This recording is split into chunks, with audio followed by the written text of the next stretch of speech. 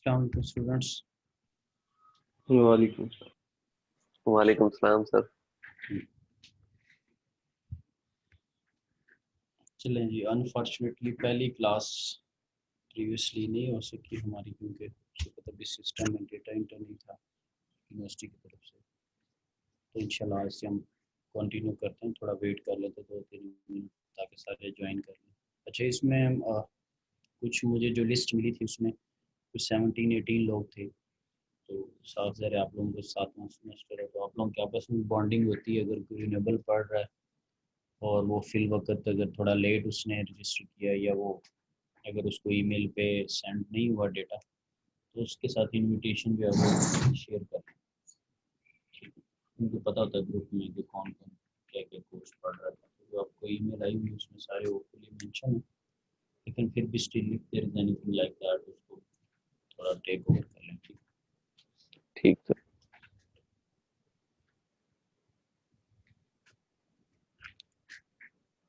तो हम इसमें कोर्स आउटलाइन को पहले कोशिश कर लेते हैं थोड़ा डिस्कस करने की। माइट भी आप लोगों ने चेक किया, एलएमएस पे मैंने एनरोल कर दिया हो आप लोगों को। आप लोगों को नोटिफिकेशन ईमेल जाती है जब इनरोल होते हैं वो? सर इनरोल की नहीं आती सर। ठीक है, ठीक।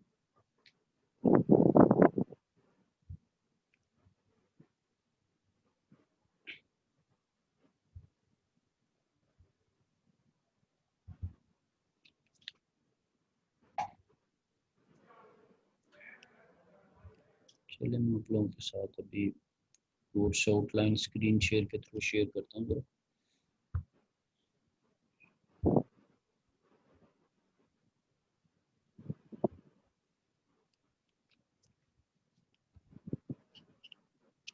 आई होप सो कि you people are able to see the course outline.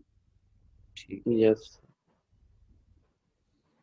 I think so इसका एक ही सेक्शन है, और वो हमारे वाले सेक्शन है, यानी कि मैं ही पढ़ा रहा हूँ, आप लोग भी पढ़ रहे हैं। ठीक है, तो जी सर, एक ही है। जी जी, पहले कुछ लोग ऑलरेडी मेरे साथ कम्युनिकेशन में हैं, और ये मेरा ईमेल आईडी है। ठीक है, अगर आपको कोई इशू हो वसीम.इकबाल, इस पे आप लोगों ने कांटेक्ट कर लेना। ठीक है, बाकी 509 पे लेवल 5 के ऊपर मेरी सीटिंग है कंट्रोल लैब के अंदर। ठीक है,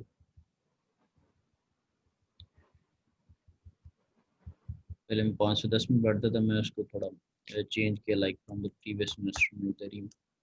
ओके जी। अच्छा, ओबी के अकॉर्डिंगली आप लोगों को सीएलओज और पीएलओज को तो पता है कि कोर्स लर्निंग आउटकम, क्योंकि जब भी हम कोई काम करते हैं ज़िंदगी में भी हमारे ज़हन में कोई ना कोई मकसद होता है। ठीक है, लेट्स से अगर घर की एग्जांपल है, गराज वगैरह बना रहे तो पर्पज़ ये कि यहाँ पर गाड़ी खड़ी होगी, या we will be able to park the vehicle. जो कुछ भी हमने करना है, ड्राइंग डाइनिंग बना रहे हैं, उसके पीछे एक पर्पज़ है कि यहाँ पे गेस्ट बैठेंगे। टीवी लॉन्ज है, उसकी किचन है, उसके पीछे पर्पज़ है। यूनिवर्सिटी डिग्री में एडमिशन लिया, कोई ना कोई पर्पज़ है ऑब्वियसली। सो पर्पज़ ओरिएंटेड हमारे पास चीज़ें होती हैं।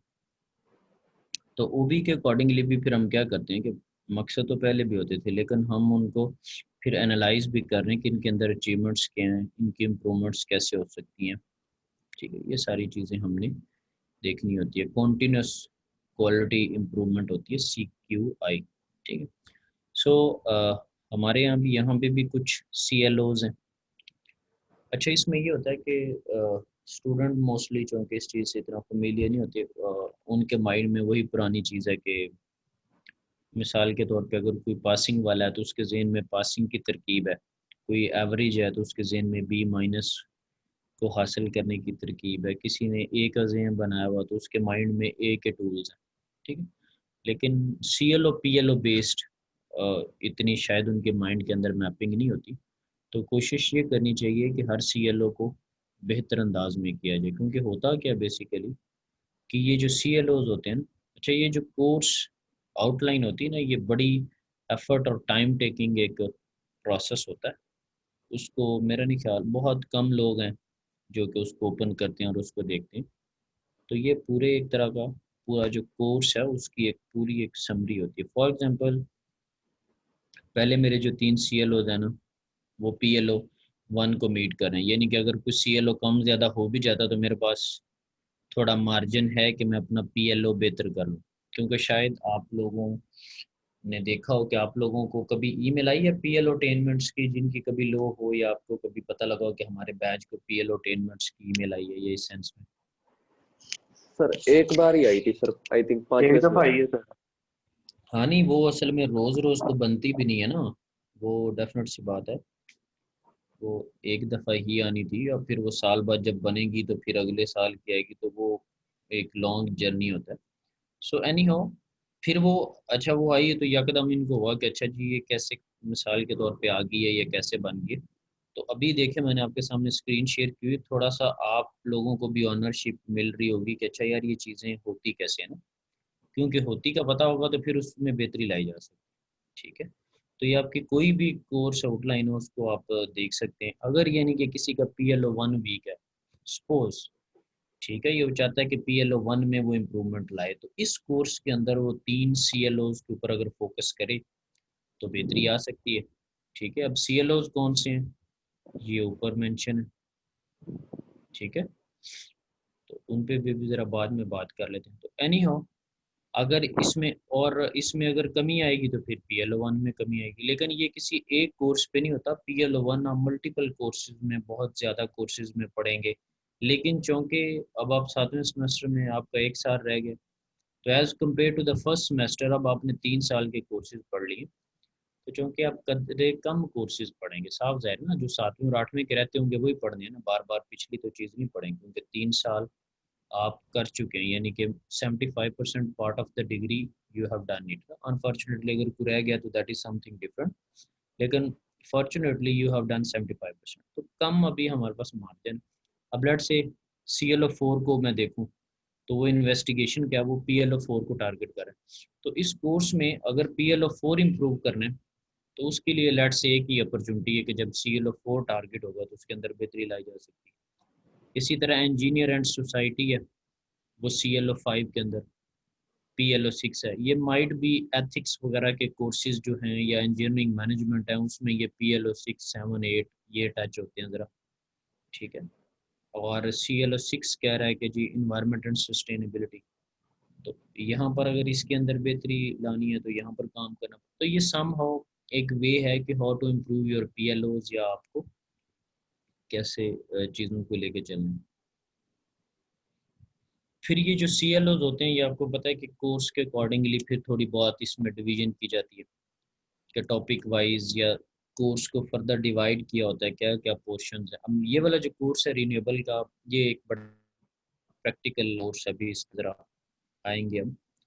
तो इसके अंदर आपके पास सोलर, विंड या बायोमास या इस तरह की ऐसी चीज़ें जो ट्रेडिशनल से हट के हैं, जिनके सोर्सेज जो है वो डिके नहीं होते, तो इसका सोसाइटी पे बड़ा इम्पैक्ट है। इसका इंजीनियर एंड सोसाइटी पे और इन्वायरमेंट की सस्टेनेबिलिटी पे। ग्रीन एनर्जी है, इन्वायरमेंट को क्लीन रख रही है और फ़ायदा भी दे रही है। और फिर ये है कि इसकी पेमेंट उस तरह से नहीं है, यानी कि कोई चीज़ ख़रीद के इस्तेमाल नहीं करनी पड़ती। मैं प्राइमरी फ्यूल की बात करूँ, फॉर एग्जांपल जैसे ऑयल पे हैं, तो उसके लिए पेट्रोलियम वाली जो चीज़ें हैं वो आप परचेज़ करते हैं। गैस पे हैं तो गैस का बिल देंगे, कोयले पे है, कोल पे है तो कोयला जो है वो परचेज़ करेंगे। सॉलिड म्यूनसिपल वेस्ट पे हैं तो पहले कूड़ा इकट्ठा करना पड़ेगा या सम हो कुछ ना कुछ करना पड़ेगा। ठीक है, अगर काउ डंग यूज़ कर रहे हैं, गोबर वगैरह, ये इस तरह still you have to manage. लेकिन यहाँ पे ये है कि कुदरती तौर पर नेचुरल रिसोर्सेज है, फॉर एग्जांपल सनलाइट है, abundantly available in the Asia, definite सी बात है, Pakistan is one of them. और हवा है, तो वो डेफिनेट सी बात है कुछ एरियाज़ पे है, फिजिबिलिटी हमने देखनी होती है कि कहाँ कहाँ, लेकिन we are not purchasing something. ठीक है, तो सोसाइटी पे इसके बड़े बेहतर इम्पैक्ट्स हैं, उस पॉइंट ऑफ व्यू से हम सोच सकते हैं। ठीक है, और रीनेबल की बड़ी ब्यूटी है कि आप at the end of this course you will be able to मतलब यानी कि calculate the house load. For example आप लोगों को पहले भी आइडिया होता है सबको कि यार ट्यूब लाइट जो है वो कितने वाट ले रही है या फैन कितना ले रहा है, तो आप अपना जो हाउस का जो पावर है उसको सम हाउ कैलकुलेट कर सकते हैं। फिर आपको नंबर ऑफ प्लेट्स का भी आइडिया हो जाएगा जब आप देखेंगे कि यार इस पे कितने पैनल मैं लगाऊं, क्या करूं। तो आप टेक्निकली किसी भी सोलर कंपनी से जब बात करेंगे तो आपका नॉलेज अल्हम्दुलिल्लाह बड़ा रिफाइन होगा। ठीक है, एक पढ़े लिखे बंदे की कन्वर्सेशन कुछ और होती है। एक आध दफ़ा अगर उसने इंस्टॉल करके तो अगली दफ़ा माइट भी आप खुद से जाएं और कंपोनेंट लेके अपने घर में या अपने रिलेटिव के घर में या एज अ बिजनेस भी इस चीज़ को स्टार्ट कर सकते हैं। फिर इसकी एक और ब्यूटी ये है कि ये टू वे कम्युनिकेशन होती है। वापडा के थ्रू डबल वे मीटर लग जाता है। आप वापडा को सेल भी कर सकते हैं अपनी एनर्जी, जब आप नहीं यूज़ करें तो आप वापडा को बेच रहे हैं, और जब आपके पास सोलर अवेलेबल नहीं तो वापडा से खरीद रहे हैं। ठीक है, नेट मीटरिंग इसको कहते हैं। तो इस तरह की बहुत सारी चीज़ें हैं, वो इंशाल्लाह आप इस कोर्स में लर्न करेंगे। ठीक है, तो डिपेंड करता है कि हम इसमें एफर्ट किस तरह की पुट करें। ठीक है, और ये बहुत डिफरेंट कोर्स है, बड़ा यूनिक कोर्स है। इसके अंदर जो इंटरेस्ट है वो बना रहता है, क्योंकि कुछ ऐसी चीज़ें हैं जो कि हम सुनना चाहते हैं, करना चाहते हैं, देखना चाहते हैं, तो इसमें इंटरेस्ट बना रहता है। ये आपके पास टेक्स्ट बुक है। ठीक है, renewable and efficient electric power systems, Gilbert की 2013 और सेकंड एडिशन है। ठीक है, तो जब आपका चक्कर लगे उर्दू बाज़ार वगैरह का तो कोशिश करें कि हार्ड फॉर्म में बुक ले लें, क्योंकि पहले भी शायद आप लोगों के साथ थोड़ी बहुत कभी कम्युनिकेशन हुई उस चीज़ पे। जो हार्ड फॉर्म होता है या जो बुक होती है रीडिंग का, असल इंटरेस्ट उसी पे डेवलप होता है ना। ये शॉर्ट फॉर्म के अंदर ये शॉर्टकट वेज हैं, ये टेक्निक्स हैं, कभी कभार उसको देख लिया तो सही। जो लर्निंग को जो अंडरस्टैंड करना और लर्निंग की जो सही ब्यूटी है, वो डेफिनेट सी बात है, हार्ड फॉर्म की बुक होगी उसको फिर रीड करेंगे sir, that is up to you, लेकिन बुक होनी चाहिए। ठीक, सो ये नीचे रेफरेंस बुक्स हैं, अगर किसी और बुक से कंसल्ट करना हो तो ये एक रीज़नेबल हैं, जो कि एचईसी की तरफ से या बाकी जो हमारे कोलीग्स हैं या जो लोग बाकी यूनिवर्सिटीज़ में होते हैं उनकी तरफ से रिकमेंडेड। और यहाँ पर ये कुछ वीकली बेसिस के ऊपर कोर्स कंटेंट्स हैं कि क्या क्या चीज़ें हमने स्टडी करनी है, किस किस तरह से हमने इसको लेके चलना है। ठीक है, इसमें काफ़ी हद तक प्लान किया होता है, सम हो प्लान क्लास की पेस के अकॉर्डिंगली या थोड़ा आगे पीछे भी हो जाता है। देखिए मिड वगैरह भी कभी मेंशन, ये नहीं कि फिर हम चलते हैं फाइनल एग्ज़ाम वगैरह का भी, फिर हमारी असेसमेंट्स भी हैं कि लेट से हम क्विज़ेस ले रहे हैं, मिड टर्म्स ले रहे हैं। तो नॉर्मली जो आपका सिनेरियो होता है वो 25% मिड है, 50% फाइनल है। और ये चाहे आपको ऑनलाइन कोर्स है चाहे हाइब्रिड है, ये आपको पता है कि एग्ज़ाम यूनिवर्सिटी के अंदर होंगे। जो आपकी मिड है और जो फाइनल है वो यूनिवर्सिटी के अंदर आपके एग्ज़ाम होंगे। ठीक है, क्विज़ेस जो है दैट इज़ स्टिल डिबेटेबल। ठीक है, कि क्विज़ेस जो हैं अभी वो एक डिबेटेबल सिनेरियो है कि उसको ऑनलाइन लिया जाए या उसको यूनिवर्सिटी के अंदर जो है वो ऑनलाइन कोर्सेज़ की मैं बात करूँ। हाइब्रिड वाला तो मैनेज बहुत ईजी है क्योंकि उसका मिला हुआ है, लेकिन मेरे पास स्टिल एक कंट्रोल लैब की फैसिलिटी है और कोर्स भी मेरा एक है। किसी को उसमें ये भी एतराज़ नहीं, यानी कि हम खुद से वो लोग हैं जिन्होंने इसको सपोज मैनेज करना है। अगर सब अच्छे ले रहे हैं तो फिर भी बात उधर है, सबके मार्क्स मिडिल लेवल मीडियोकर से आ रहे हैं, एवरेज आ रहे हैं, वो भी एक ही बात है। यानी कि हम पे कोई उस तरह से बर्डन नहीं है कि कोई और चीज़ हमें असरअंदाज हो रही होगी। ठीक है, हम आपस यस में सर। खुद ही हैं जिन्होंने एक दूसरे के ऊपर असरअंदाज होना है। ठीक है, तो यस हमें चूँकि मेरी कोशिश होगी कि चूँकि जब आपने मिड और फाइनल यूनिवर्सिटी के अंदर देना है तो फिर आपकी प्रेपरेशन जो है वो थोड़ी रीज़नेबल हो। ठीक है, क्योंकि ऑनलाइन टूल्स पे अनफॉर्चुनेटली हम थोड़ा और तरफ निकल जाते हैं। तो ये है कि फिर मिड और फाइनल में प्रॉब्लम क्रिएट नहीं होती। जब एक लाट से एक सिलेबस है पढ़ाया, उस पर क्विज़ लिया तो तैयारी हो जाती पहले। ठीक है, क्योंकि मिड फाइनल में आपने बाकी कोर्सेज भी पैरेलल में पढ़ने होते हैं। ठीक है, अच्छा, और कुछ और चीज़ें नहीं हैं कि आप लोगों मोस्टली जो थे, मेरे पास सेक्शन सी थेरी का था। अ, वो बड़ा एक अच्छा इन्वायरमेंट रहा, लेकिन अनफॉर्चुनेटली जो लैब्स हैं वो डेफिनेट सी बात है ऑनलाइन के अंदर उसको कवर करना वो बड़ा एक हैक्टिक इशू था। और I was not happy to continue, लेकिन वो कोविड की वजह से उसको करना पड़ा। लेकिन एक दो लैब्स आपने यूनिवर्सिटी के अंदर भी की थी, अब अलहमदिल्ला लैब्स भी फिजिकल हैं जिनके साथ आप पढ़ेंगे। लेकिन आपने जो एक दो लैब यूनिवर्सिटी के अंदर की थी वो डेफिनेट सी बात है, वहाँ पे आपने देखा होगा कि हम कुछ ना कुछ उसमें लर्न कर रहे थे। ठीक है, तो यस। ये फिर लैब सारी ऑनलाइन चलेंगी, तो उसमें हमारा थोड़ा जो एक्सपीरियंस है वो कुछ थोड़ा बड़ा अजीब सा रहा है, ठीक है। लेकिन उसका असर इस कोर्स के हवाले से नहीं होना चाहिए, वो प्लेटफॉर्म ही एक बहुत डिफरेंट था, ठीक है। तो हमने पॉजिटिव जो चीज़ें हैं उसको यूज़ करना है। काश कि आप लोग इधर लैब करते और आप लोगों को थोड़ा आइडिया होता कि यार हाँ हमने वाकई लर्निंग की और हमें लर्निंग करवाई गई है, आपके कॉन्सेप्ट्स बहुत डिफरेंट होते, ठीक है। अब चूँकि मेरी आपसे फिज़िकल इंटरेक्शन नहीं रही, ठीक है, फिज़िकल इंटरेक्शन का बॉन्डिंग जो होती है वो बहुत स्ट्रॉन्ग होती है। लेट्स से आप क्लास में आ रहे हैं तो हम एक दूसरे को मिलते हैं, सीखते हैं, पढ़ते हैं, पढ़ाते हैं, जज करते हैं, तो वहाँ पर जो हमारा एक्सपोजर होता है उसमें बहुत फ़र्क होता है एज़ कम्पेयर टू था कि आप जस्ट एफएम और एएम रेडियो सिस्टम्स के थ्रू और ये रिकॉर्डिंग्स के थ्रू और इस तरह से इंटरेक्शन करें, ठीक है। सो आई होप सो कि हमने जो पॉजिटिव चीज़ें उनको लेके चलेंगे, उनको कंटिन्यू करेंगे ताकि आपकी जो लर्निंग है ना वो बेहतर रहे, ठीक है। In case of any issue आप मेरे से कांटेक्ट कर सकते हैं। कुछ चौथी पांचवी दफ़ा मैं मेरे ख्याल से कोर्स पढ़ा रहा हूँ और मेरा एरिया ऑफ इंटरेस्ट भी रिन्यूएबल पे है, इस पर रिसर्च वगैरह बीसी पे ही है और एमएस के अंदर भी बड़ा अच्छा मेरा सफ़र रहा इसके अंदर। तो इंशाल्लाह टेक्निकली आपको कोई इशू नहीं होगा इंशाल्लाह, not even a single issue अल्लाह के फजल से। लेकिन ये है कि आप पे फिर है कि आप क्या एफर्ट पुट करें, ठीक है जी। Yes sir. जो अगर कोई क्वेश्चन है तो उसको in a very short way question ले लेते हैं, फिर मैं उसको कुछ टेक्निकल, यानी कि क्वेश्चन ये नहीं है कि वैसे question for the sake of question, कोई अगर इशू वगैरह या कोई, मैं इसको स्लाइड्स को ज़रा देख लेते हैं, क्योंकि स्टार्ट में जो अच्छा ये मैंने पहले कहा ना, ये कोर्स बड़ा ना आपकी रियल लाइफ के साथ बड़ा रिलेट करने वाला है, ठीक है। और इसका तो कुदरती तौर पे रिलेशन है, अगर ना भी रिलेशन हो तो मुझे वैसे ही पसंद है रिलेशंस बनाना अपने कोर्सेज के प्रैक्टिकल एग्जांपल्स के साथ, उसमें थोड़ा समझाने में और समझने में ज़रा अच्छा रहता है सिस्टम। तो अभी मैं करता हूँ स्टार्ट।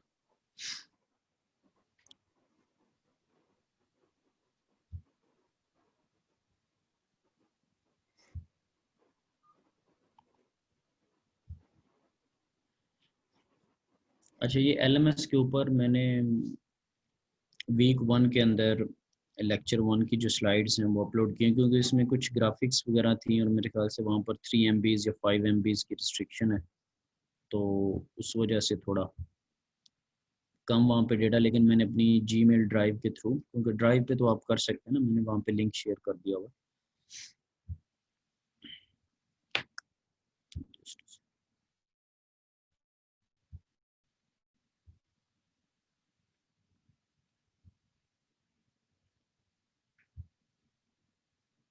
ये वैसे आपको दिखाता हूँ, अगर आप एलएमएस पे जाएंगे तो ये अभी मैंने स्क्रीन शेयर किया है, लेक्चर नंबर 1 स्लाइड्स पे पूरा एक लिंक आया हुआ, ठीक है आपके पास, वहाँ पर आप इसको एक्सेस कर सकते हैं। मैंने स्लाइड्स ओपन की हुई हैं, हम इसको कंटिन्यू करते हैं ज़रा।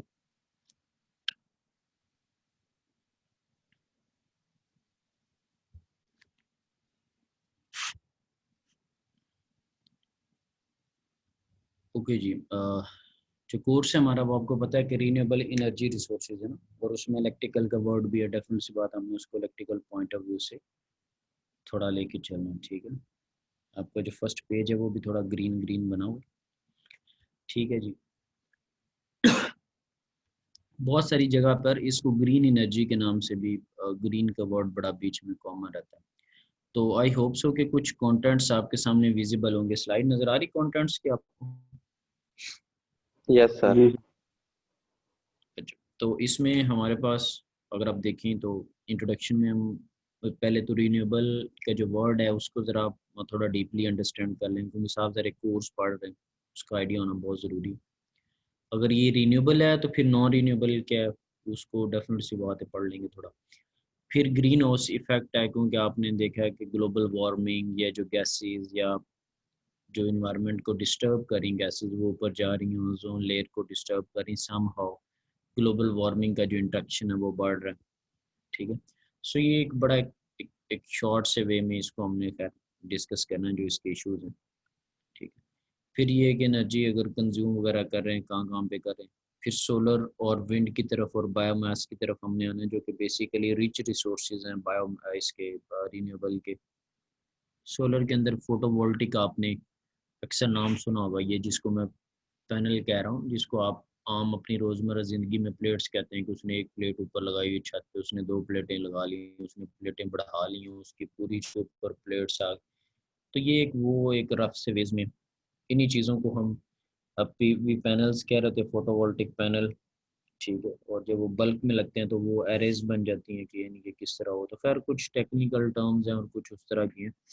तो I will try to relate कि हम रियल लाइफ में उसको क्या कह रहे हैं। खैर नाम तो वही है, लेकिन हमारी जो चूँकि लेबर है वो थोड़ा उसको कन्वेंशनल वे में ट्रीट करती है। फिर इसी चीज़ को आप कंसंट्रेट भी कर सकते हैं कि अगर आपको लगता है कि यार सनलाइट को कंसंट्रेट करके एक पॉइंट पे रखना चाहिए, क्योंकि बहुत सारी सनलाइट ज़ाया हो रही, तो वो भी हम पढ़ लेंगे, कंसंट्रेटेड फोटोवोल्टिक है उसके अंदर। ठीक है, विंड पे भी एक पूरा चैप्टर नंबर 7 है, उसको डिटेल में पढ़ेंगे, होपफुली मिड टर्म भी इसी के ऊपर होगा। तो वो बड़ी हम डिटेल में देख रहे होंगे कि कितनी विंड आ रही है, कितनी ज़ाया हो जाती है, क्या होता है, क्या प्रोसेस है सारा। इसी तरह बायोमास के, ठीक है, कि वेस्ट के थ्रू उसको वेस्ट को बर्न करके कर लें या उसको डंप करके कर लें, तो ये तो खैर हमारे पास थे। अब हमारे सामने जो स्लाइड्स है वो रिन्यूएबल एनर्जी सिस्टम्स की स्लाइड है। तो रिन्यूएबल का ये जो इसके सोर्सेज हैं वो नेचुरल सोर्सेज हैं। अगर आप स्लाइड पे भी देखें तो renewable energy resources comes from natural resources such as sun, wind, water, biomass, ocean and earth। कुदरती तौर पर जो हमारे पास अवेलेबल है, इसके लिए मैं टर्म यूज़ करता हूँ प्राइमरी फ्यूल की। जब आप कोई एनर्जी को एक फॉर्म से दूसरी फॉर्म में चेंज करते हो तो आपको कोई ना कोई चीज़ चाहिए होती है। ये आपने फर्स्ट लॉ ऑफ जो थर्मोडायनेमिक्स है, ये कंजर्वेशन ऑफ एनर्जी प्रिंसिपल जो वो पढ़ा हुआ है कि energy neither created not destroyed but it can be change from one form to another. तो जब एक फॉर्म से दूसरी फॉर्म में एनर्जी ने चेंज होना है, तो अब पहला ये क्वेश्चन आता है कि क्या एनर्जी किस फॉर्म में अवेलेबल है। तो हम जो टारगेट कर रहे हैं वो नेचुरल रिसोर्सेज हैं, यानी कि हम कोई ऑयल नहीं यूज़ कर रहे, हम कोयला नहीं यूज़ कर रहे, हम गैस नहीं यूज़ कर रहे, कोई भी ऐसी चीज़ जिसको बाय कर रहे हो ना। तो इसलिए मैं ये कह रहा हूँ कि प्राइमरी फ्यूल की इसमें कॉस्ट नहीं है। इसका मतलब ये नहीं है कि विंड एनर्जी मुफ्त मिल जाती है, यानी कि विंड की टरबाइन मुफ्त मिल जाती है। ये इसका ये मतलब नहीं है कि फोटोवोल्टिक के जो पैनल्स आपने लगाए हैं या जो कंट्रोलर लगाया है या जो बैटरीज लगाई हैं वो फ्री में मिल जाती हैं, इसका हरगिज़ ये मतलब नहीं है। लेकिन जो सोर्स ऑफ एनर्जी है that is free in the case of renewable. तो that is your primary fuel जिसको, ओके जी। So it is generated continuously without decay of resource. अब ये बहुत एक डीप स्टेटमेंट है कि ये जी कॉन्टीन्यूसली अवेलेबल है विदाउट डिके ऑफ रिसोर्स, वो सोर्स ख़त्म नहीं हो रहा। सपोज करें आपके पास कोयला, आपने जब जला लिया तो कोयले की राख बन जाती है, ख़त्म हो गया, ज़ाया हो चुका है। आपने नेचुरल गैस को लट से यूज़ किया, नेचुरल गैस एंड हो चुकी है, ठीक है, जल गई, ख़त्म हो गई। लेकिन यहाँ पे आप मुझे ये बताएं, क्या सूरज की रोशनी को जब आप उससे सनलाइट से इलेक्ट्रिकल एनर्जी बनाएंगे तो क्या वो ख़त्म हो जाएगी सूरज की रोशनी? आप लोगों से नो सर। क्वेश्चन, नहीं होगी। हवाएं अगर चल रही है तो अगर चलती हुई हवा में से अगर आप एनर्जी एक्सट्रैक्ट करके विंड टरबाइन लगा रहे हैं तो क्या ख्याल है कि पीछे से कुदरती तौर पे हवा बंद हो जाएगी आपके इस अमल से? No sir. और अगर वाटर का भी सिनेरियो, फॉर एग्जांपल कुदरती तौर पर जैसे भी बर्फ़ पड़ती है वो पिघलती है, कुदरत का एक निज़ाम है, पानी चलता है, और आप उस पानी को विंड टरबाइन के ऊपर, सॉरी, जो हाइड्रो आपके पास सेटअप है उसके अंदर टरबाइन के ऊपर अगर पानी हिट करता है तो वो आपकी टरबाइन चलती है, और पानी उसके बाद दोबारा आप उसको एग्रीकल्चरल फील्ड्स के लिए अगर यूज़ कर लेते हैं, काश्तकारी के लिए उससे नहरें निकली हैं, बाकी सारा सेटअप है। तो पानी से जब आपने एनर्जी ली तो पानी ख़त्म नहीं हुआ, ये सोर्स ख़त्म नहीं हुआ, ठीक है ना? क्या ख्याल है, ये हो जाएगा ख़त्म के ऊपर अगर एक हाइट से पानी टरबाइन के ऊपर गिरता है तो गिरने के बाद पानी डिके में चला जाएगा, पानी ख़त्म हो गया या नहीं होगा? नहीं होगा। नहीं होगा। तो ये आई होप सो कि ये, और ये जो डेफिनेशन की मैं बात कर, और फिर इसमें एक और ब्यूटी के, ये सनलाइट से जब आप फोटोवोल्टिक के थ्रू, ठीक है, इलेक्ट्रिकल एनर्जी ले रहे हैं, तो इसमें कोई कार्बन डाइऑक्साइड खारिज हो रही है, कोई इसमें सल्फर डाइऑक्साइड खारिज हो रही है, कोई ऐसी गैसेस जो कि माहौल को आलूदा कर दें, हवा के प्रोसेस में कोई ऐसी हवा से एनर्जी बनने में, पानी से एनर्जी बनने में, या सूरज की रोशनी से एनर्जी बनने में, ऐसी कोई चीज़ ज़हन में आती है कि कोई धुआं निकल रहा है, कोई बहुत डेंजरस गैसेस हैं या नहीं है? No sir. नहीं है। तो ये क्लीन एनर्जी है और इन्वायरमेंट को ग्रीन रख रही है। इसकी स्लाइड्स के अंदर भी जो ग्रीनरी है उसके बैकएंड पे यही राज है कि आपके इन्वायरमेंट को क्लीन रख लिए। ठीक है, बाकी जो जितने आप ट्रेडिशनल सोर्सेज यूज़ करें वो इन्वायरमेंट को पोल्यूट कर रहे हैं। और आपने अपनी ज़िंदगी में ही ये थोड़ी सी जो आपने अपनी लाइफ अभी गुजार रहे हैं, इसमें देखा होगा कि आहिस्ता आहिस्ता गर्मियों का रुझान बढ़ रहा है। अक्सर आप आपस में डिस्कस करते होंगे यार ग्लोबल वार्मिंग है, ये गर्मी जूं जूं आप आगे दिन गुजारे ना, सर्दियों का ड्यूरेशन कम होता जा रहा है, गर्मियों का बढ़ता जा रहा है, ऑलमोस्ट 1 डेढ़ महीने की रहेगी सारा। फिर आपने कटिंग ट्रीज की देखी है, और ये खैर ये किसी कोई इसमें किसी एक का इशू नहीं, बिल्डिंग्स बन रही हैं, कटिंग्स हो रही हैं, कंस्ट्रक्शंस के अंदर बहुत ज़्यादा पानी जो है वो यूज़ होता है। इस पे खैर वन ऑफ माई जो फ्रेंड है वो GCU में लेक्चरर थे, अब खैर फुल ब्राइट स्कॉलरशिप पे USA जा रहे हैं PhD पे, तो उनका एनवायरमेंटल साइंसेज के ऊपर अक्सर मुझे उसकी पोस्ट्स और उसके टेक्स्ट और उसकी रिसर्च इस चीज़ पे देखने को मिलती थी। अक्सर उसने कंपैरिजन किया होता था कि जब आप कंस्ट्रक्शन करते हैं तो आप कितने गैलन्स वाटर उसके ऊपर यूज़ करते हैं। ठीक है, ब्रिक्स है उसको आप पानी लगा रहे हैं, बाद में उस पर पानी लगना है, उसको तर कर रहे हैं, ये वो दिस दैट, तो उसने पूरा एक स्ट्रक्चर सारा बनाया हुआ था कि ये हम कितने लोग इसको ये कितनी ड्यूरेशन में इस्तेमाल करते हैं, जो कि 1 मिनट के अंदर या साफ ज़ाहिर मिनट के अंदर तो नहीं, पूरा कंस्ट्रक्शन का सेटअप खड़ा होता, यानी कि पूरे वो कंस्ट्रक्शन के अंदर एक प्लाजा है उसके अंदर कितना वेस्ट हो जाता है पानी। तो कुदरती तौर पे जो चीज़ें हम वैसे उससे दूर हैं। अभी जो जिस भी आप सिटी में रहते हैं उसकी आबादी देख लें, वो आपको बढ़ता हुआ नज़र आएगा। गांव में रहते हैं तो वो आपको एक्सटेंड होता हुआ नज़र आया होगा। लाहौर के अंदर जिसकी वाबस्तगी है वो आपको साथ वाले शहरों से मिलता हुआ नज़र आया होगा, उसकी सराउंडिंग्स बहुत ज़्यादा फैल चुकी हैं। तो हर चीज़ जो है वो कुदरती तौर पर दूर है, लेकिन ये कोर्स ज़रा नेचर के करीब है। सो इट डिपेंड कि हम इसको कैसे यूटिलाइज करते हैं। एक बड़ी अच्छी सी एक डिबेट थी, मुझे बड़ी अच्छी तरह याद है, मेरा पहला कोर्स मतलब पहला लेक्चर था किसी एक सेशन के साथ। तो एक स्टूडेंट का बड़ा अच्छा सा क्वेश्चन था, उनको मैंने वैसे कुछ थोड़ा सा बताया। उसने कहा सर कोई सलूशन बताएं कि सारे लोग इस तरह की बात करते हैं कि यूं कर लें और इस तरह की तनकीद करते हैं, सलूशन कोई नहीं है। हमारे पेरेंट्स भी हमें बड़ी बातें करते हैं, हमारे टीचर्स भी हमें बड़ी बातें करते थे, आप भी बड़ी बातें कर रहे हैं, हल कोई नहीं है ये वो। तो उसने तो एक फल लूट ली हो। तो मैंने उसको कहा कि देखें आप, मैं मिसाल के तौर पे आपको ये कोर्स पढ़ाऊँगा, या चलें आज बता देता हूँ कि आपके पास सोलर है, फ्री एनर्जी है ना, डेफिनेट सी बात है, ये थोड़ा सा एक्सपेंसिव फीचर है, इस पे कोई 1 लाख 2 लाख लग जाएंगे घर के अकॉर्डिंगली। है छोटा अगर घर है तो उसके ऊपर 35-40 हज़ार में भी काम चल जाएगा, जिनका एक फ़ैन है, 2 लाइट्स वगैरह। लेकिन ये सबको पता है कि ये अच्छा, इसकी एक और इसका बेनिफिट मेन ये कि आप वापडा से सारे जो इंडिपेंडेंट लोग हैं इनफरादी तौर पे, आप वापडा से थोड़ा सा कट हो जाते हैं। थोड़ा सा कट होने से मुराद ये है कि वापडा की जो एनर्जी है वो आपने कुछ थोड़ी देर के लिए इस्तेमाल नहीं की, या कुछ थोड़ा सा सेटअप आपने सेपरेट किया, तो छोटे छोटे लेवल पे देखें, जब कंट्री के लेवल पे ये चीज़ चलेगी या प्रोविंशनल लेवल पे जब ये चीज़ चलेगी, तो आप वापडा की जो बिजली है थोड़े थोड़े सारे यूज़र्स ऐड करते जाएं, वो माइट भी मेगावाट्स में चली जाए कि आप वापडा से ले ही नहीं रहे। और जो आपकी लोड शेडिंग या जो पावर कट्स हैं, माइट भी वो जो है वो 1 मेगावाट की, या इस तरह की 2 मेगावाट, 3 मेगावाट, 5, ये सारे मिलके खुद ही बना रहे हो। तो माइट भी हो सकता है कि लोड शेडिंग का जो थोड़ा बहुत फैक्टर होता है वही ख़त्म हो जाए, क्योंकि आपने अपनी वापडा से ज़रूरत कुछ थोड़ी सी ख़त्म कर ली। अब साफ ज़ाहिर है आप वाटर पंप को करेंगे, वो बड़ा पैकेज है, वो आप इतनी जल्दी नहीं कर सकते। एसी के लिए थोड़ा बड़ा सेटअप है, वो आप नहीं कर सकते। कुछ वॉशिंग मशीन इस तरह की चीज़ें, हाँ फैंस लाइट्स इस तरह, लेकिन स्टिल फैंस लाइट ये पावर कंज्यूम कर रही हैं।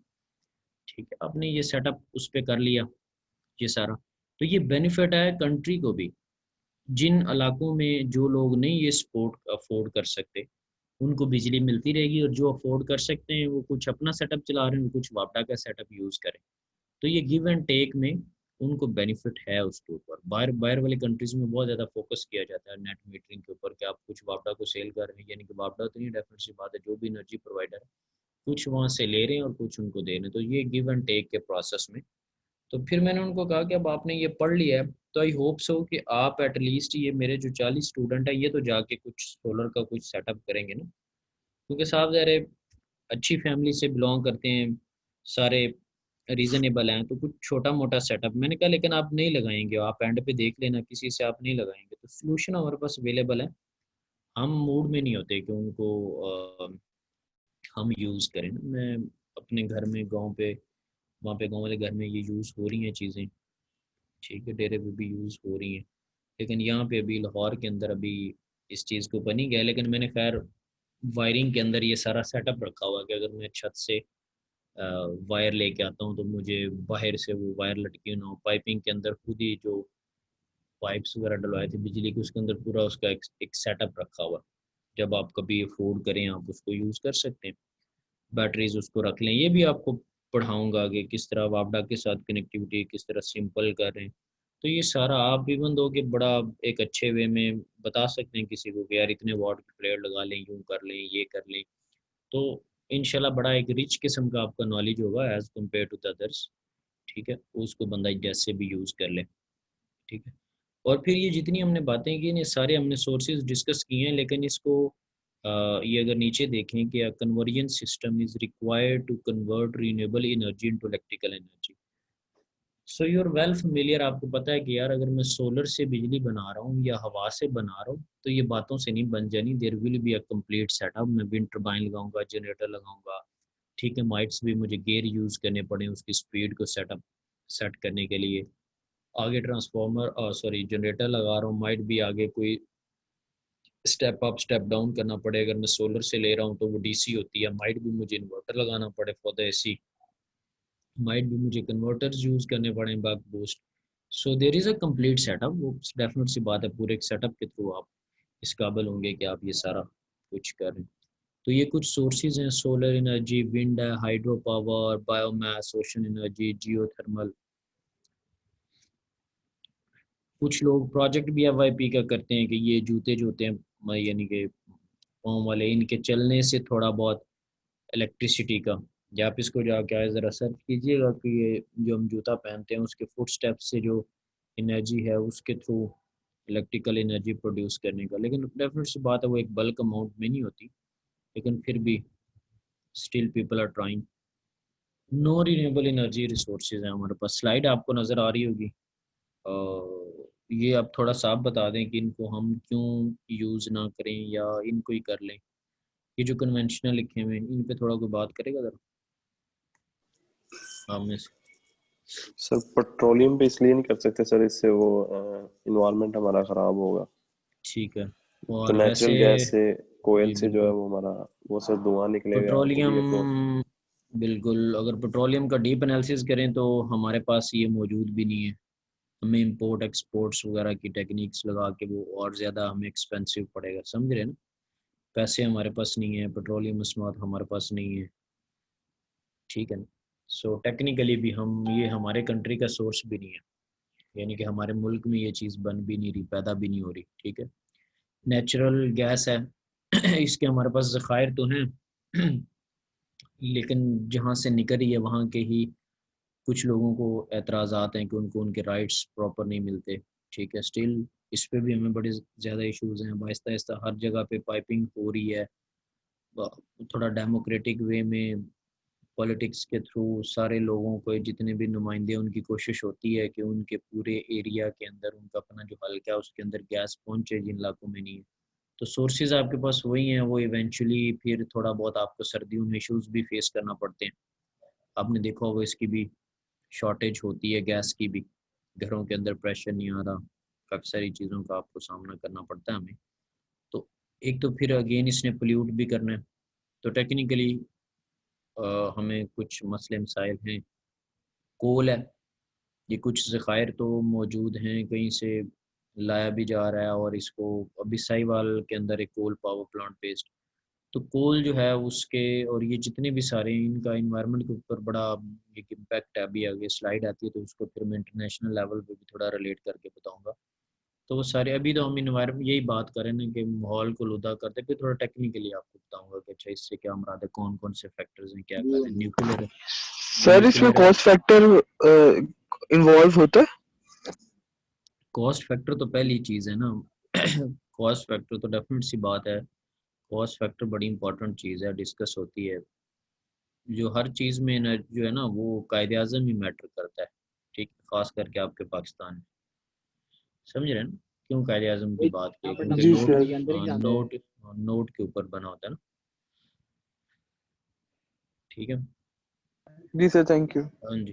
तो अब न्यूक्लियर है, न्यूक्लियर का इन सारी चीज़ों से हट के, इन्वायरमेंट से हट के, न्यूक्लियर की जो कॉम्प्लेक्सिटी है वो ये है कि ये कंट्रोल्ड सिनेरियो इसका हो। क्योंकि इसका जो आफ्टर इफेक्ट्स हैं, जो इसके ड्रॉबैक्स हैं, जो ये आप पाक स्टडी की कहीं बुक में हिरोशिमा नागासाकी वगैरह, ये जापानीज के कॉन्फ्लिक्ट्स और वहाँ पे जी बॉम्ब गिरा भी जी, उसके तासरात वगैरह, समथिंग लाइक दैट, ये सारी चीज़ें आप लोगों को इसका आइडिया है।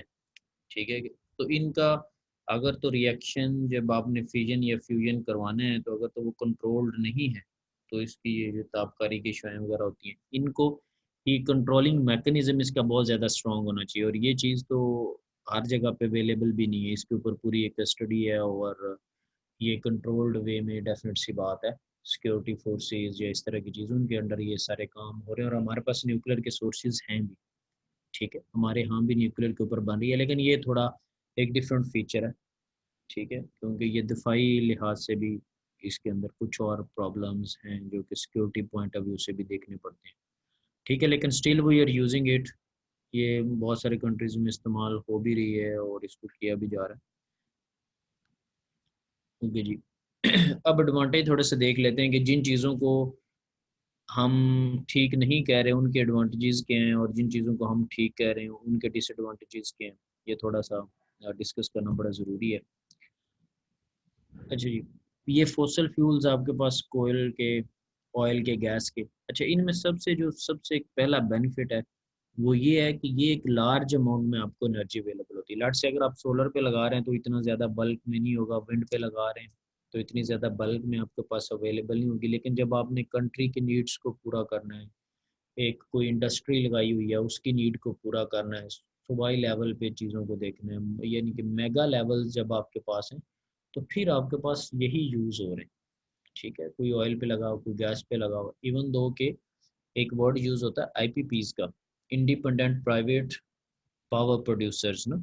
ठीक है, तो मैंने एक बैक में कोई तकरीबन 2011 के अंदर, मैं जब 11-12 के अंदर एमएस कर रहा था, तो मेरा इस ऊपर थीसिस में जो मौका मिला पाकिस्तान की जो वेबसाइट्स हैं पावर से रिलेटेड, इनको सर्च करने का, तो एक बड़ी शॉकिंग मेरे लिए एक चीज़ ये थी कि उस वक़्त आपके, मिसाल के तौर पे अगर हमारी, मैं एक रफ़ एक एस्टिमेट दे रहा हूँ क्योंकि उस वक़्त की और आपकी टर्म्स बहुत डिफरेंट है, ना ही उतनी अच्छी मुझे याद है। लेकिन जो मेरे लिए एक शॉकिंग स्टेटमेंट थी वो ये था कि तकरीबन आलमोस्ट 1/4, तकरीबन एक चौथाई हिस्सा, जो चौथा पोर्शन है, वो आपके पास इंडिपेंडेंट प्राइवेट प्रोड्यूसर्स पैदा कर रहे हैं। मिसाल के तौर पे निशात ग्रुप है, उनका अपना लगा हुआ। ठीक है, कोई और ग्रुप है, उन्होंने अपना पावर प्लांट लगाया हुआ। क्यों? क्योंकि उनको 100% 24/7 एनर्जी चाहिए। वो पावर कट्स या लोड शेडिंग इस तरह की चीज़ बर्दाश्त नहीं कर सकते। जो अपनी इंडस्ट्री में यूज़ हो रही है वो इंडस्ट्री इस्तेमाल कर लेगी, और इजाफी वो आपकी जो इलेक्ट्रिसिटी की अथॉरिटीज़ हैं उनको वो सेल कर देंगे, वापडा वगैरह को, इनको वो बेच देंगे। ठीक है, तो वो तकरीबन 4-5 हज़ार मेगावाट के करीब था। 4-5 हज़ार मेगावाट के करीब थी चीज़ें जो कि ये खुद से ये बिजली बना रहे हैं। तो अब ये सोचें कि अगर तकरीबन आलमोस्ट 1/4 के करीब या इस तरह के अगर ये लोग बना रहे हैं, तो ये अगर बीच में से निकाल दो इनका पोर्शन, और ये जब इनका पोर्शन आप निकाल दोगे तो ये फिर एज ए कंट्री वापडा को कहेंगे या एज ए कंट्री गवर्नमेंट को कहेंगे कि हमें प्रोवाइड करो। तो 4 हज़ार इनकी अपनी निकल जाएगी उतनी की, और ये फिर जो हम गवर्नमेंट के पास है उनको कहेंगे कि अपने हिस्से में से हमें दो। साफ जाहिर है ना, जब आप एक इनको अगर कट ऑफ करते हैं, सपोज ये लगे ही नहीं हुए इनके प्लांट्स, तो फिर इन्होंने बिजली कहाँ लेनी, इन्होंने गवर्नमेंट से लेनी, यानी कि हुकूमती लेवल पे जो चीज़ें, तो फिर वहाँ पे तो और लोड शेडिंग के असरात हुए। तो ये काफ़ी हद तक पोर्शन जो है ये लोग चला रहे हैं, और इनके मोस्टली जो लगे हुए हैं वो साफ ज़ाहिर है ये विंड विंड और सोलर और इस तरह की चीज़ें नहीं है, ये कोयल पे, ऑयल पे, गैस पे। कोयले पे तो खैर कम है, ऑयल पे मोस्टली, ऑयल गैस इस तरह के सेटअप्स हैं। तो ये बड़ी एक इनकी कंट्रीब्यूशन है, जो कि मेरे लिए ऐसे ही था कि जैसे एक नई चीज़ थी पूरा। जैसे अभी मैंने आपको बताया होगा तो माइट भी बहुत सारे लोगों को लगा होगा कि अच्छा ये भी होता है, ये तो शायद कुछ लोगों ने सुना हो कि इनके अपने सेटअप्स होते हैं, लेकिन इतने मेगा लेवल पे ये मेरे लिए एक नई चीज़ थी। खैर अब transporting oil and gas to the power station is easy. इसको ट्रांसपोर्ट साफ ज़ाहिर ऑयल गैस कुछ के कंटेनर्स वगैरह हैं, इसको आप ले जाते हैं इजीली, क्योंकि अब ये जो विंड है, हवा है, अगर किसी एक जगह पर है ज़्यादा तो आपको वहाँ पर विंड टरबाइन लगानी पड़ेगी। ऐसे नहीं है कि हवा ट्रक में बंद की और ये जी इधर लाहौर में ले आए, पतोकी में लगा लिया, ये साथ में गुजरांवाला में लगा लिया जी, वहाँ से हवा ला रहे हैं। ये तो ये that is not a possible statement. हमें जहाँ पर एयर मौजूद है वहीं पे विंड टरबाइन इंस्टॉल करनी पड़ेगी। सो इनकी ट्रांसपोर्टेशन ईजी है। अब नो डाउट इसमें कुछ चीज़ें ऐसी होती हैं जो कि हमें खुद से समझेंगे। फॉर एग्जांपल कोई कह सकता है नहीं जी वो जो ऑयल जब आ रहा था उसके पीछे लिखा हो जाती खतरा, उसके पीछे लिखा हो जाती दूर रहे हो जी, धमाका हो जाए तो बड़ा मसला हो जाता है, वो गिर जाए तो बड़ा इशू है। सो ये जो ट्रांसपोर्टेशन के लोग लेके उसको जा रहे हैं, कैरी कर रहे हैं, वो उनको उसका आइडिया है कि इसको कैसे करना है। ईजिली आप पंप कर देते हैं, टैंकर भरा जाता है, उसको ले जाते हैं, वो इश्यूज़ नहीं है, क्योंकि पेट्रोल पंप्स का भी ऑयल इसी तरह आ रहा है रिफाइनरी से। तो दैट इज़ अ वे कि उसका एक अच्छा मैकेनिज़्म हमारे पास मौजूद है। ठीक है जी, gas fired power station are very efficient. ठीक है, गैस के ऊपर जो लगे हैं उनकी एफिशिएंसी ज़्यादा। थर्मो के अंदर शायद आपने कुछ चीज़ें पढ़ी हों, जब आप रैंकाइन साइकिल जिस तरह की चीज़ें कर रहे थे, थर्ड दिन न्यूमेरिकल में आप एफिशिएंसी वगैरह कैलकुलेट करते थे। ठीक है, तो जो कि थर्मल की 25 इसके करीब, लेकिन अब कुछ कंबाइंड साइकिल पावर प्लांट्स आ गए हैं जिसमें गैस टरबाइन भी और स्टीम टरबाइन सारों को मिक्स करके यूज़ किया जाता है। तो उसकी एफिशिएंसी को 40-45% के करीब चली जाती है, जो कि अच्छी चीज़ें हैं। ठीक है, अभी लिखा हुआ है कि fossil fuelled power station can be built almost everywhere. तो अगेन ये जहाँ पर आप फिजिबल जगह देखें, जहाँ पर आपको लगता है कि यहाँ पर हमारे पास स्पेस है, ओवर क्राउडेड नहीं है, पॉपुलेशन नहीं है, वहाँ पर आप बना ले। रहेगी बात कि वहाँ पर आप चीज़ें कैसे लाएंगे, तो वो ट्रांसपोर्टेशन के थ्रू या गैस पाइपलाइंस के थ्रू या टैंकर्स के थ्रू या इस तरह आप ऑयल वहाँ पर ला सकते हैं। लेकिन ये बाकी चीज़ों पर ये ऐसी फिजिबिलिटी नहीं है कि हर जगह पर ही आप चीज़ें ला रहे हैं, क्योंकि सन है हर जगह पर अवेलेबल है आपके पास। लेकिन ये नहीं कि आप सनलाइट को कैरी करें और किसी जगह पे ले जाएं, या एयर को कैरी करें ले जाएं, लेकिन उनकी मैंने आपको बताया कि कम तादाद में एनर्जी होती है। तो ये बल्क में यही है, इसीलिए हम इनको ट्रेडिशनल सोर्सेज भी कहते हैं। एक तो रवायती हैं, पहले से लगे हुए हैं, ठीक है, ज़्यादातर ये यूज़ हो रहे हैं। बाकी जो कंट्रीज़ हैं वो कोल से थोड़ा स्विच कर रहे हैं उसके इन्वायरमेंटल पोल्यूशन की वजह से। अच्छा, इस पे मैं थोड़ा सा डिसएडवांटेज पे, ये कुछ चीज़ें मैंने बीच में लिखी भी हुई हैं, इस पे थोड़ा बात ज़रा करते हैं। जो मैंने आपको कहा था कि इसके जो डिसएडवांटेज हैं वो थोड़ा डिफरेंट वे में आपको बताऊंगा। फॉर एग्जांपल पोल्यूशन का लिखा हुआ है, ठीक है जी, ये तो एक टर्म है ना। टेक्निकली बेसिकली क्या इश्यूज के हैं पोल्यूशन के, क्यों इस तरह की बात करें। सो बर्निंग यानी fossil fuel produces carbon dioxide. अब जब आप जलाएंगे तो डेफिनेट सी बात है प्रोड्यूस हो रही होगी कार्बन डाई से ज़्यादा खतरनाक कार्बन मोनो है, वो भी प्रोड्यूस हो रही होती है। ठीक है, ग्रीन ग्रीन हाउस इफेक्ट है, ग्लोबल वार्मिंग को इफेक्ट कर रहे हैं, इस तरह की चीज़ों को। फिर हमें सांस लेने में ये चीज़ दुश्वारी है, क्योंकि हम तो ऑक्सीजन पे जा रहे हैं और कार्बन डाइऑक्साइड हमने छोटे होते पढ़ा के जी जो पौधे होते हैं कार्बन डाइऑक्साइड ऑब्जर्व करते हैं, हमें ऑक्सीजन देते हैं, हमें फिर पौधे अच्छे लगने लग गए। तो ये तो सारा उससे उल्टा हमारे पास काम हो रहा है। फिर ये है कि इसको कोई बंदा या इसको कोई बॉडी देखती भी है या नहीं देखती, उस पर भी ज़रा बात करते हैं। अच्छा, ये तो एक कार्बन की साइड पे सल्फर डाइऑक्साइड भी प्रोड्यूस होती है, SO2, जो आपने पढ़ा होगा SO2।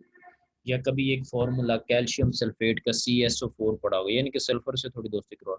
सो सल्फर डाई जो है ये आपको पता है, ये एसिडिक रेन, कुदरती तौर पर इससे तेजाबी बारिशें, ये इस तरह का एसिडिक रेन इससे होती है ना, जो कि बड़ी डेंजरस चीज़ होती है। ये आपके जितने भी यूरोपियन कंट्रीज़ हैं इनके अंदर कोल के ऊपर ना, कोयले के ऊपर काफ़ी प्लांट्स लगे हुए थे।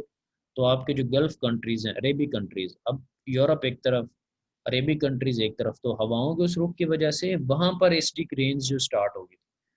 तो ये मैं किस बेस पे बात करूं, ये मुझे यूके में एक जगह पे एक कोल का पावर प्लांट विजिट करने का मौका मिला। तो वहाँ पे ड्यूरिंग द जो विज़िट है वहाँ पे कुछ इंकशाफात उन्होंने किए। ख़ैर वो कोई बहुत हिडन इंकशाफात नहीं थे, वो साफ ज़ाहिर चीज़ें अवेलेबल हैं गूगल के ऊपर, सारी न्यूज़ के ऊपर। तो उन्होंने फिर पाबंदी वहाँ पर यूरोपियन यूनियन में, फिर वहाँ पर उस साइड पे पाबंदी आहिस्ता आहिस्ता लगनी शुरू होगी, या पाबंदी सेंस में कि एटलीस्ट चेक एंड बैलेंस किया जाए।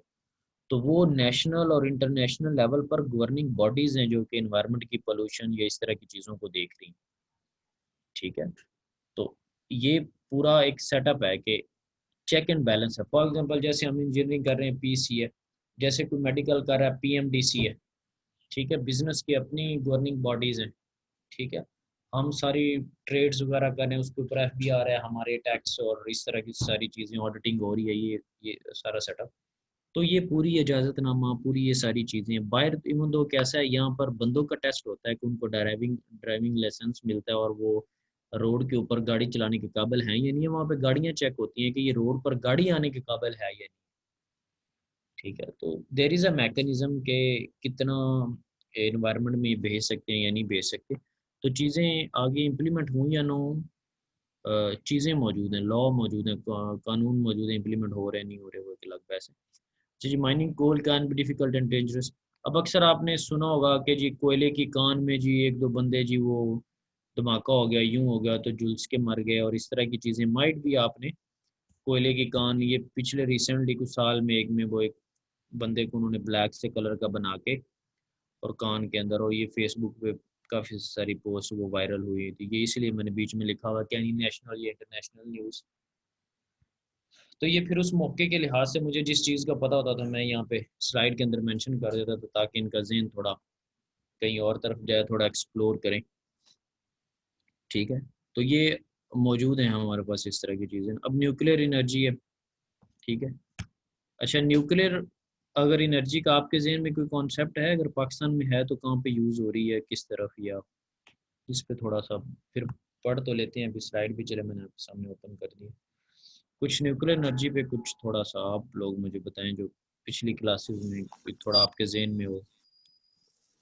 सर इसमें ना हमारे पास जिस तरह न्यूक्लियस होता है सर, जिस तरह वो एक दूसरे से अटैच होता है, उससे फिर बिल्कुल, आगे तीन अलग जनरेट होते हैं, और फिर उससे आगे एक सिंगल से तीन। तो इस तरह तीन तीन नौ हो जाएंगे। तो सर इस तरह वो हमारे पास इलेक्ट्रिसिटी प्रोड्यूस होती रहती है ये एटम से। उसके अंदर फिशन और फ्यूजन का भी हम रिएक्शन पढ़ेंगे। तो वो उनको ब्रेक कर लिया जाता है, और जब ब्रेकेज होती है तो एनर्जी उनके अंदर रिलीज होती है।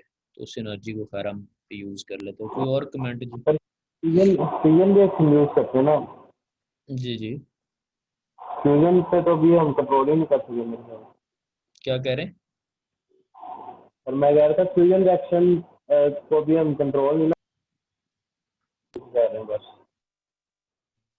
आवाज़ में थोड़ी ब्रेक। क्या कहते हैं कि फ्यूजन रिएक्शन को हम कंट्रोल नहीं कर सकते, या कर सकते हैं, या कर रहे हैं, क्या कहा है?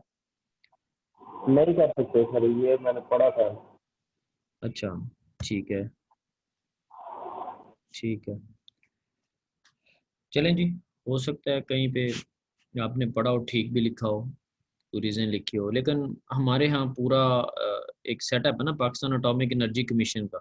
ठीक है ना, आपने नाम सुना, उनकी एक यूनिवर्सिटी भी है प्रॉपर, हमारे वाली इंजीनियरिंग भी करवाती है। प्यास का नाम सुना हुआ या नहीं सुना हुआ किसी ने?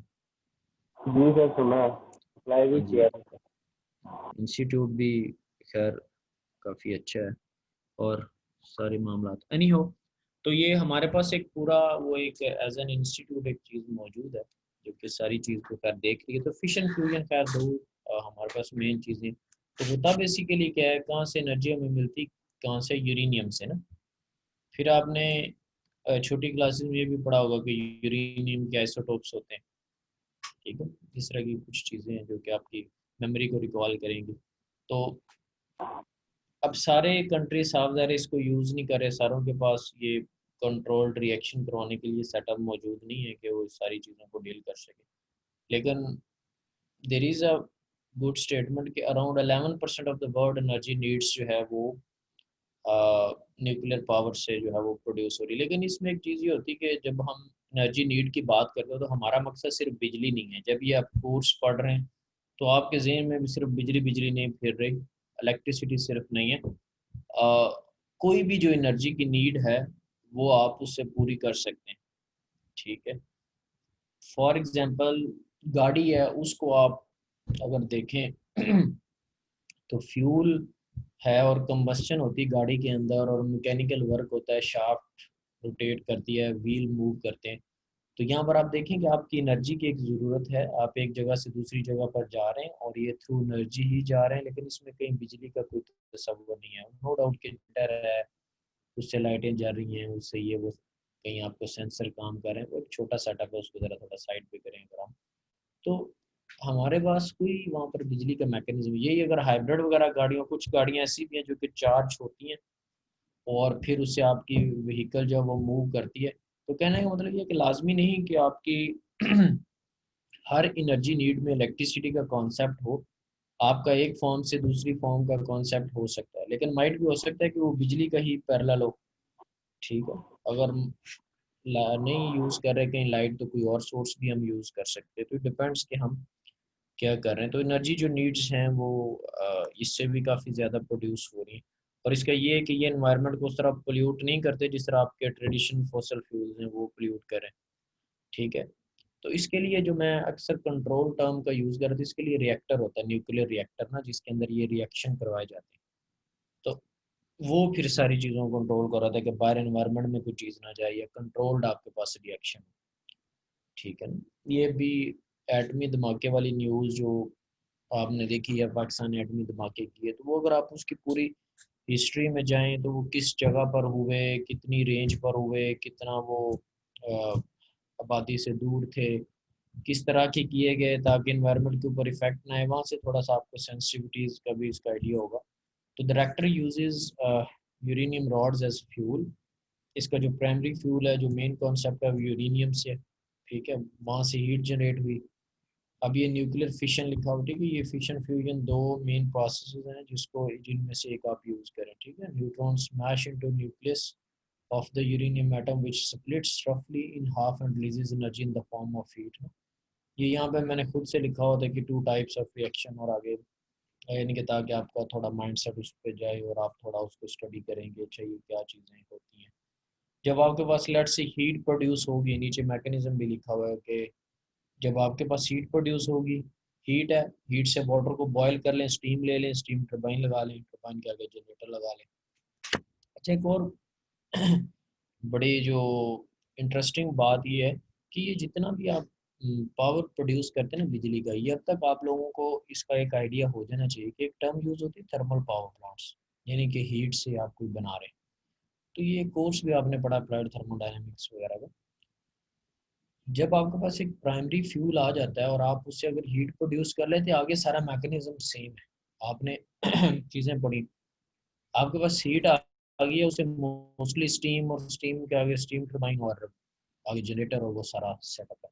अगर गैस टरबाइन लगा रहे हैं तो हॉट गैसेस डायरेक्ट आप ब्लेड्स के ऊपर फेंक देते हैं और वहाँ से आगे सारा सेटअप हो जाता है। विंड है, हवा है, वो ब्लेड्स के ऊपर टकराई, जैसे पानी वाले केस में हाइड्रो डैम्स जो हैं, या हाइड्रो इलेक्ट्रिसिटी का कॉन्सेप्ट है, वाटरफॉल करता है ब्लेड टरबाइन के ब्लेड्स के ऊपर और ब्लेड चलते हैं और आगे शाफ्ट लगी हुई है वो मूव करती है, फिर जनरेटर। हवा के केस में हवा ब्लेड्स के ऊपर हिट की, ब्लेड मूव की गई, शाफ्ट मूव की, जनरेटर और एनर्जी। तो ये अगर थोड़ा डीपली आप अंडरस्टैंड करें तो सारे एक तरह के सेम ही है, एनी हो चलनी टरबाइन ही है। टरबाइन को कुछ चला रहा है किसी सोर्स से, हवा से जा रही है, पानी से, तो यहाँ तक मैकेनिज्म थोड़ा डिफरेंट है।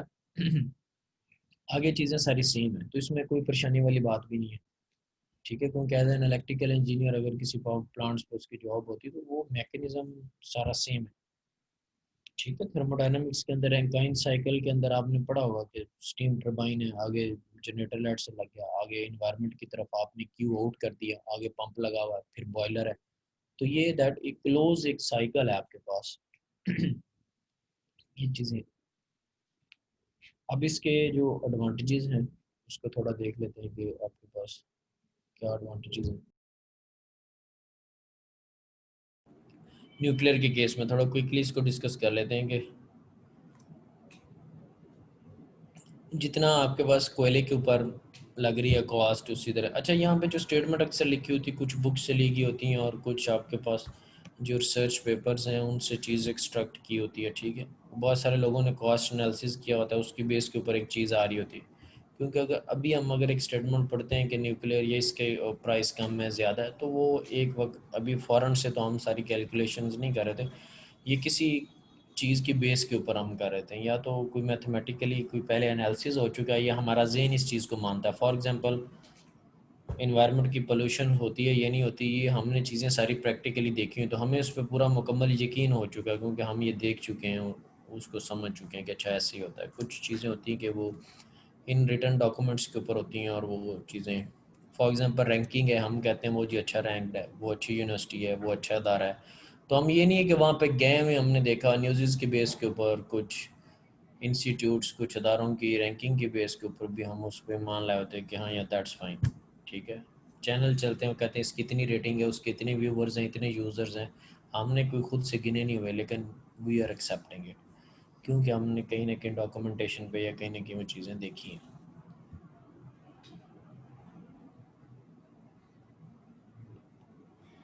ठीक है जी। और ये स्मोक या कार्बन डाइऑक्साइड प्रोड्यूस नहीं करती, ग्रीन हाउसेस को इफेक्ट नहीं करी, ह्यूज अमाउंट में एनर्जी है, ठीक है, रिन्यूएबल की तरह कम अमाउंट में नहीं है, और इसका जो वेस्ट है वो कम है, लेकिन इसका वेस्ट डेंजरस बहुत है। अगर आप यूट्यूब पे जाएं और कुछ वीडियोस को अगर आप सर्च करें, ठीक है, कि न्यूक्लियर से रिलेटेड ना, ये यहाँ पे मैंने कुछ लिखा भी हुआ है कि there is a story the waste material of is causing pollution some part of the ocean, ये Google and watch a video. ये बेसिकली आई वाज वाचिंग कि मुझे यूट्यूब पे कोई इस तरह की कुछ वीडियोस नज़र आई कि यूएसए ने बहुत पहले एटॉमिक से रिलेटेड जो कुछ किया, उन्होंने टैंक्स के अंदर इसका वेस्ट डंप करके ओशन के अंदर फेंक दिया, और वहाँ से कुछ साल काफ़ी सालों के बाद वो रिएक्शन करके उसके जो टैंक्स हैं वो लीक हुए, और उससे जो ओशन लाइफ है, जिस तरह मछली हैं और बाकी जो लाइफ है ओशन की, वो मुतासर हुई। वो एक पूरा एक कंप्लीट उसका एक सेटअप है, ठीक है। तो वहाँ से आपको आइडिया होगा कि कितना डिफ़िकल्ट है इसको कंट्रोल करना, ठीक है। फिर ये है कि इसकी सेफ्टी के ऊपर डेफिनेट सी बात है, बहुत ज़्यादा पैसे खर्च किए जाते हैं, अगर ये गलत हो जाता है ना, तो nuclear accident can be a major disaster, तो ये बड़ा डेंजरस हो सकता है, ठीक है। सेफ्टी के इसके बहुत ज़्यादा कंसर्न्स हैं। ओके जी। अच्छा, ग्रीन हाउस इफेक्ट ये कुछ थोड़ा आपने देखा हुआ, आपका इसके बारे में क्या ख्याल ओवरऑल का? चलें, एक स्लाइड आपके सामने नज़र आ गई, तो आप लोगों के ख्याल में ग्रीन हाउस इफ़ेक्ट्स क्या होते हैं या क्या चीज़ें हैं ये, थोड़ा जो कुछ भी ज़हन में है।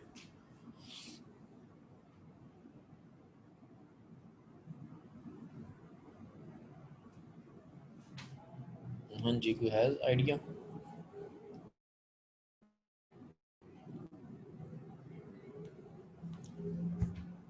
मौजूद हैं इधर सारे? जी सर। अच्छा, जी चलें इसका सर। थोड़ा बता दें, फिर हाँ एंड भी करें ताकि। सर इसका जी जी।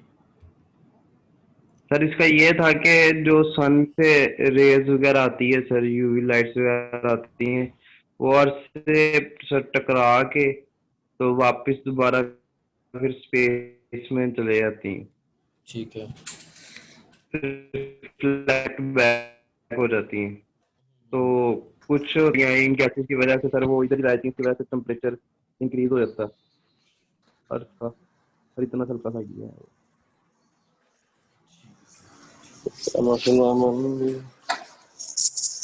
हैंड फ्री दोनों ही उतरी हैं। तो अटेंडेंस लगा लें फिर हैं।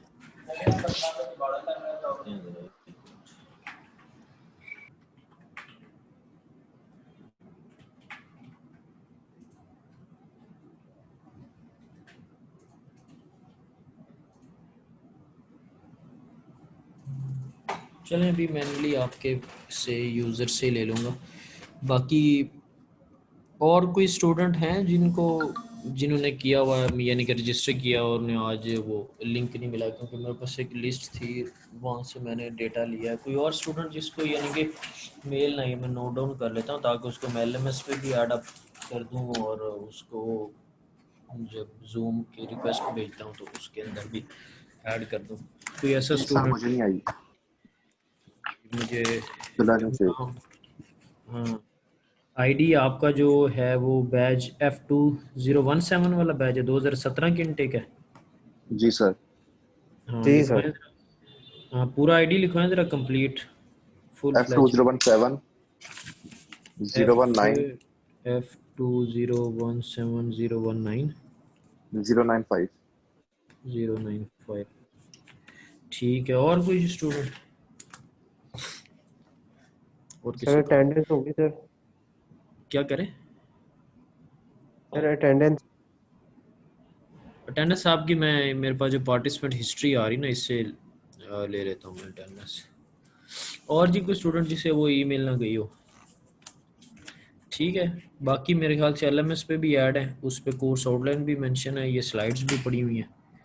ठीक है, तो हमने बस आज के लिए इतना ही था। इंशाल्लाह एंड पे हमने सोलर पैनल्स भी लगाने हैं, विंड टर्बाइन भी इंस्टॉल करनी है और अच्छी अच्छी हमने जॉब्स भी लेनी है। ठीक है, इंशाल्लाह सर। ठीक है, चलें जी। इंशाल्लाह सर हाँ इंशाल्लाह। ओके जी, जज़ाकल्लाह। फिर ठीक है, कोई शुभ वगैरह हो तो ईमेल पे ही आप डिस्कस कर लेना। ठीक है जी, अल्लाह ठीक है, हाफिज़। अल्लाह हाफिज़।